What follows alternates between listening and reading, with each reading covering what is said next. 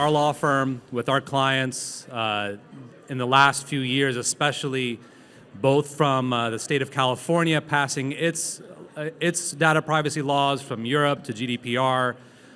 It's just become more intensified from a legal perspective, but even from a consumer perspective as well. Now the sensitivities, even a few days ago, Texas passed its own data privacy law in the Senate, and that's expected to go through. Meta just got fined in Europe for more than $1 billion, and so this is something that is just incredibly topical today. In particular, for our firm, we actually have a data privacy expert. So it's my privilege to introduce my colleague. By the way, we're Pasha Law, we're a business corporate law firm, and Sabra comes out of California, in Northern California, where he actually advised top 50, Fortune 50 companies, including being in-house counsel with Amazon and Roku, advising on topics like data privacy as well as others. And so it's a real privilege to have him here today to talk about this topic. Sabra, why don't you go ahead? Thank you very much, Nasser. As Nasser mentioned, my name is Sabra Ibrahim, and we're going to talk about the exciting topic of data privacy. Huh? So how's everybody doing today? Good. Awesome, good. So in terms of data privacy, what do you need to worry about? As a subscription-based business, I know you're thinking, okay, you know, what do I need to care about when it comes to data privacy? And that's what we're going to answer today. So first, a little, kind of background. When it comes to data privacy, you have, statutory requirements and regulatory requirements, both here in the US as well as abroad, if your company operates in foreign jurisdictions. So first, here in the US, we are fairly unique in the world in the sense that we don't have like a comprehensive data privacy law at the federal level.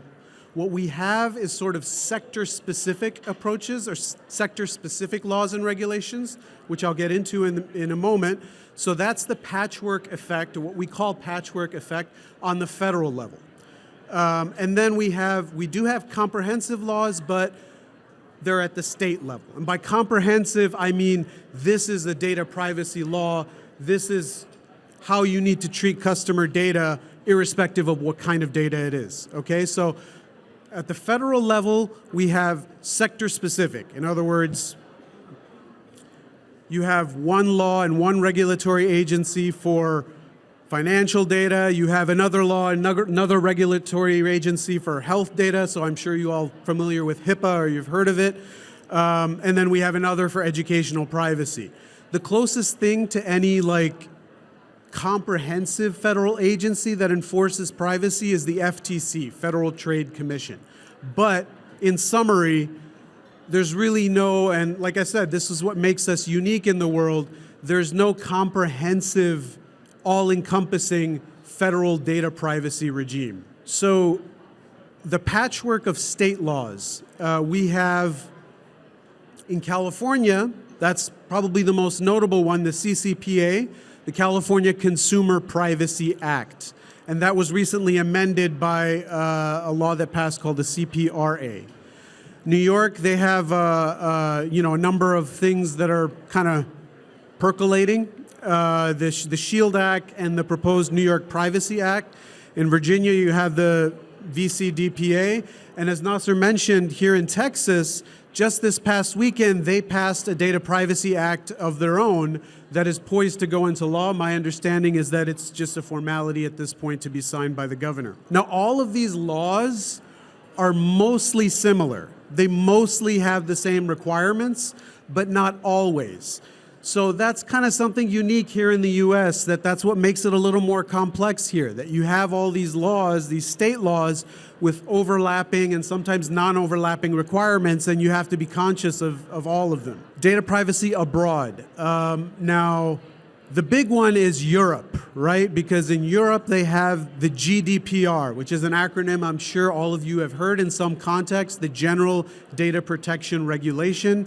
And that's like the opposite of the US, right? That's supranational. That's binding on all countries that are members of the European Union, as well as in the UK, as we know, Brexit, The UK is no longer a member of the European Union, but they enacted their own Data Protection Act that mirrors the GDPR.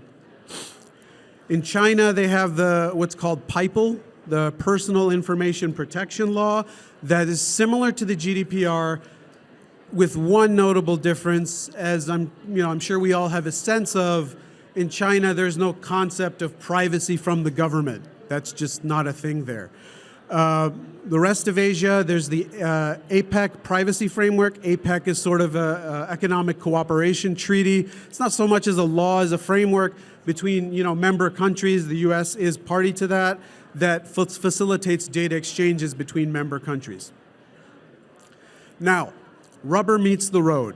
To address that question that we started with, what do I, as a business owner, or I, as a company that handles customer and user data, need to worry about?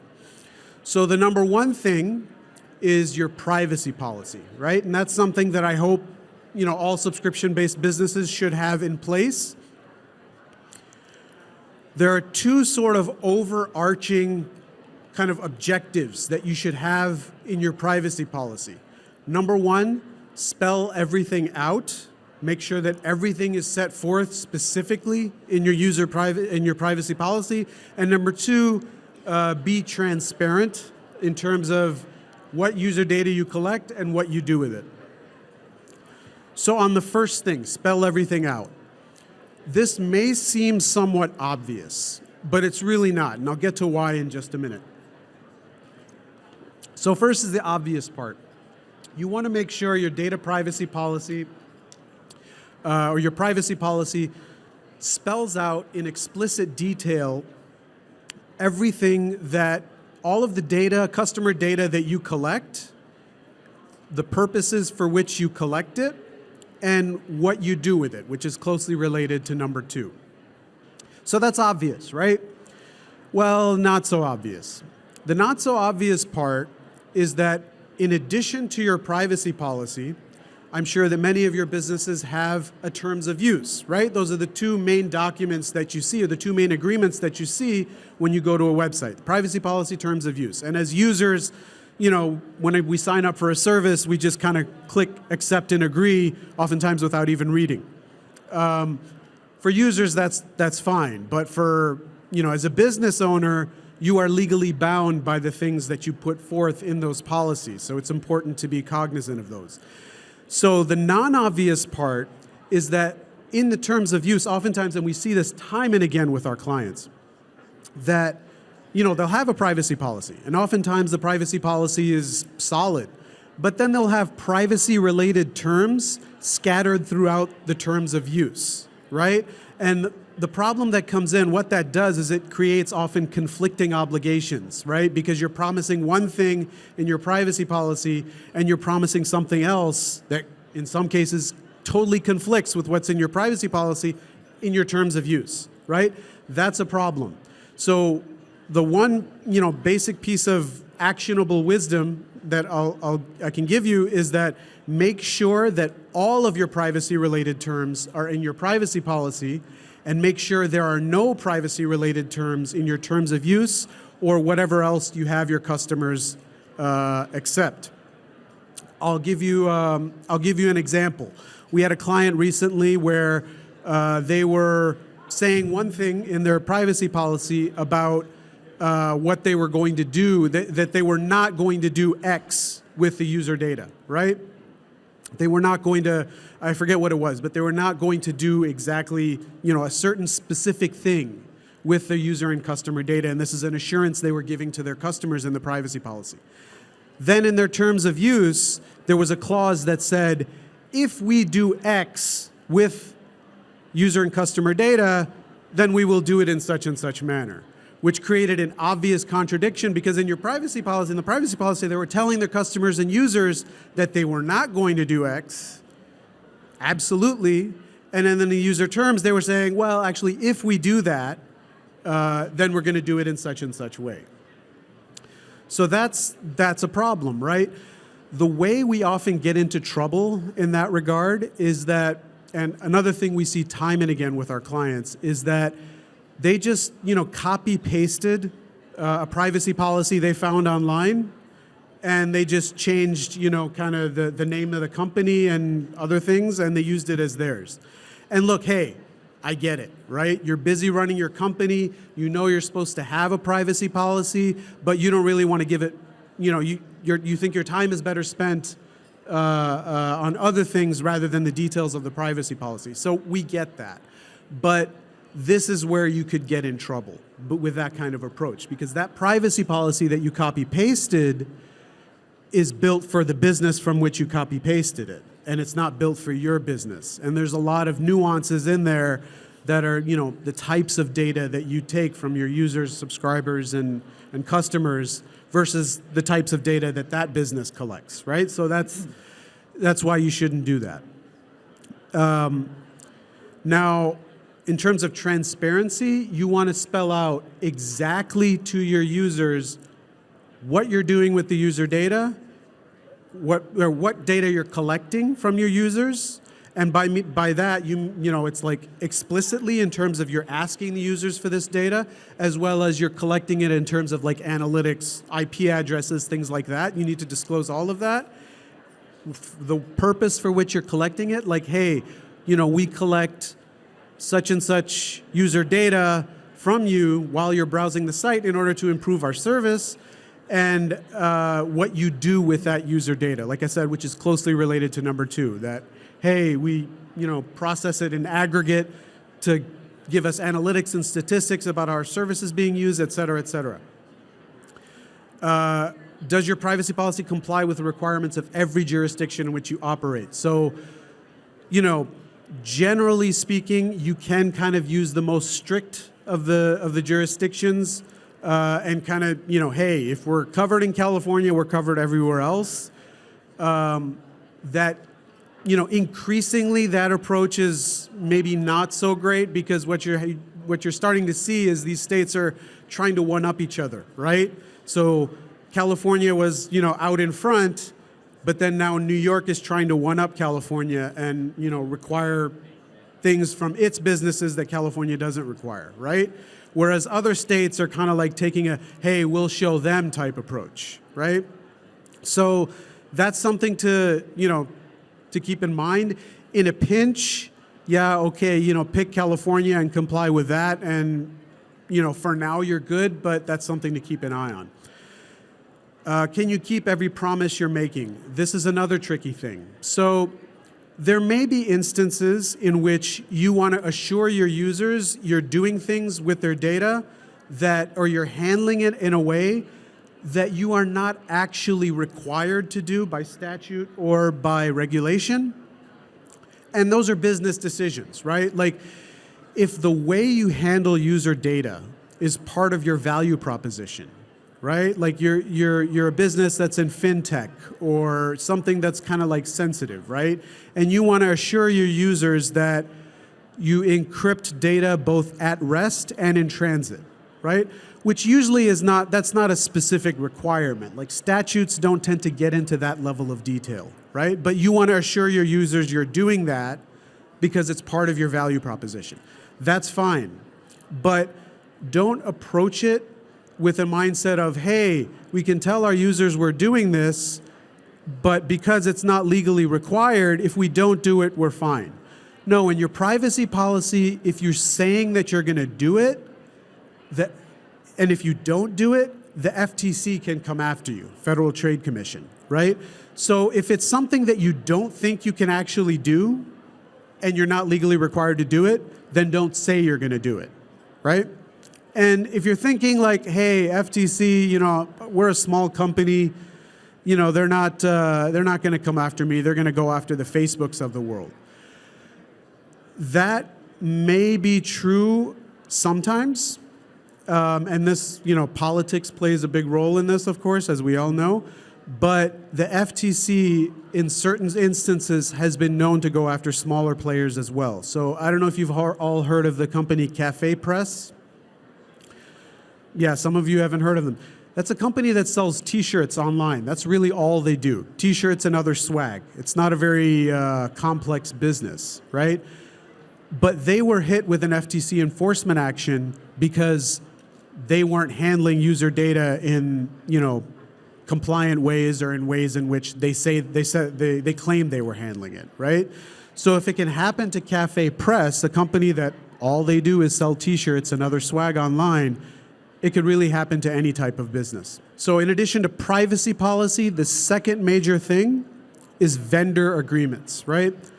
All of us, including us at Pasha Law, we rely on third parties to help us with aspects of our business, right? And in connection with that relationship, we share our user data, our customer data, our subscriber data with those third parties, right? So those are vendors. And then we have agreements with our vendors that set forth the terms and conditions of that relationship. So one thing we need to be conscious of is that vendor, in processing that data, they are acting on our behalf. And because of that, we are responsible for their compliance or lack thereof, right? That means that in our vendor agreements with that third party, we need to require of them everything that we're required to do with that user data. Now, obviously, there are certain things like, okay, if you use Stripe as your payment processor, right? Unless you're Amazon, Stripe is not going to negotiate that agreement with you. But by that same token, you can be certain to a reasonable degree that Stripe is doing what it's required to do, and that Stripe in and of itself is kind of a target, and if there's an issue with Stripe, the government's going to go after Stripe. They most likely won't come after you. Fair enough. But there are all sorts of smaller vendors that we have that we may not even think about, right? Like if you have somebody running IT at your company, you don't have an in-house IT department. You have a third-party firm that comes in and they're the ones who set up your IT, your workstations, your email accounts. They potentially have access to your sensitive subscriber customer data, right? So in your agreement with your IT provider, for example, you need to be sure that they are complying with everything that you need to comply with, right? So that's kind of a case that often escapes our attention, right? The Stripes of the world, okay, yeah, that's a separate thing. But, the down the street IT vendor, that's something that, we don't often think about. So the other thing, we require our vendors to do everything that we're required to do. And do we have a process or protocol for enforcing those requirements? Now, I don't mean like some kind of complicated, audit system where we drag the vendor in front of us every 6 months and require them to give us a report. That may be appropriate in certain contexts, but maybe for the majority of businesses, it's not.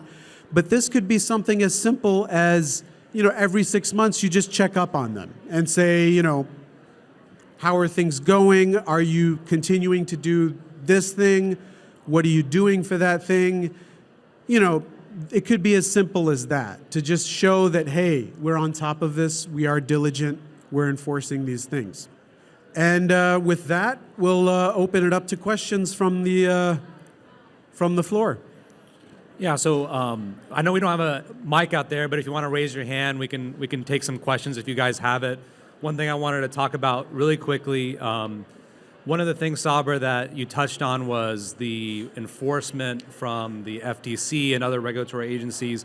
And a lot of these state statutes actually don't have a right for someone just to sue you because you violated these laws. For example, the Texas statute that was just passed a few days ago in the Senate, can only be forced by the Attorney General of the state. Whereas other states like California, they actually have what's called a private right of action. That means that there is an enforcement mechanism for you to be sued by consumers for violating this law. And it's actually pretty significant statutory penalties that if you're caught under this paradigm. So I don't know if there was anything else that you wanted to talk on that in that regard. Yeah, so that's a good point, Nasser. Under the CCPA, the California Consumer Privacy Act, California does give California residents the ability to sue for violations of that that act. Not only that, but it provides for what are called statutory damages. And these are damages that are set by law that are basically intended not to compensate the plaintiff, but to punish the defendant. Right? So you're facing liability from the California Attorney General, and you're potentially facing liability from your California-based users. And relatedly, one thing I want to caution is that you have this now, concept of like data privacy activists, right? People who are basically trying to keep making sure their main mission is to make sure these companies stay on their toes, right? And they see themselves as acting on behalf of all of the people who just click agree on the privacy policy and never read it or think about it again, because that's the overwhelming majority of those people. So the people that you're going to have an issue with are the data privacy activists, the people who go through those privacy policies and know them by heart and make it their mission to hold companies to task. Right? If you don't believe that, you can just look at the American Disabilities Act, right? Especially one of the more recent trends is that if your website is not ADA compliant, then you're probably going to get a letter from an attorney, right? That's kind of the new trend. And so very similarly, these privacy laws are creating the same kind of litigation in many markets. So does anyone have any questions? We're happy to take them now, or also we have ourselves and a bunch of other attorneys here if you guys want to pull us aside as well, if you guys have any questions on this topic. Let's kind of try to maybe spark some discussion here. So does anybody want to give me an example of the types of data that, businesses, subscription-based businesses might collect? Don't be shy. Don't be shy. Okay, Sure, go ahead. Yeah, no, I'm happy to answer. I mean, I don't know if that's relevant for everybody because obviously we're here to talk about data privacy, but if you want to ask us to market our firm, I'm happy to do so. So yeah, it's interesting, and I'm answering this directly, but actually the reason we're here is we got involved with SUBTA maybe 4 or 5 years ago because we actually started receiving a lot of, especially in the boom of the subscription box industry, that became our clientele. And it became a good fit too because we actually operate on a somewhat of a subscription model ourselves. We provide general counsel services on a fixed monthly fee. And so when it comes to e-commerce in particular, that's actually right up our alley. Besides myself and Saber and other attorneys in the firm out in California, Matt's in the back. A lot of our clients are in tech and specifically B2C e-commerce related websites. Subscription box and things like that. So as far as experience goes, and I agree with you, one of the reasons we pick data privacy is because it's a very common legal issue that is often on the kind of secondary thought, right? And it's easy to miss. And again, understandable, but it's as soon as you start scaling, as soon as you start growing, that's really where your risk starts to just explode. When it comes to this particular area, because a lot of the data privacy laws depend upon how much data, right? There's thresholds of how much data you're collecting from your consumers, and as you guys grow, the utility of actually collecting that data becomes more, as you all know. Hopefully that answers your question. Yeah. And we're happy to have a conversation offline if you'd like. Yeah, please. Yeah, so I'll let Saber take that, but let me repeat the question for everybody. So her question was, we talked about copying and pasting other privacy policies from other websites. What is a good place to start to develop your own? So that's an excellent question. There are a number of, and this is without any sort of endorsement whatsoever, there are a number of sites online that offer boilerplate legal forms. And although, as attorneys, we have our issues with that approach, I will say that it's a lot better than copy-pasting, somebody else's privacy policy. So there are a few sites that you know, you log into the site and they ask you some questions about your business, and, you know, they'll kind of use AI to draft a privacy policy that way. And so that, you know, if you're really strapped for cash, or, you know, you're trying to economize, that's a better place to start than just copy pasting somebody else's. But, you know, obviously my my go-to answer will be call us. But, you know, as I said, if you're you know, if you're looking for a quick and easy and simple solution, it's not ideal, but that's a good place to start. Great question. Thank you. All right. All right. Well, thank you so much for attending. We'll be around, of course, both right now and throughout the conference. Thank you for joining us. Yeah, and if you see either of us just out and about, you know, and your question occurs to you, just feel free to flag us down and strike up a conversation. Thank you. Thank you very much.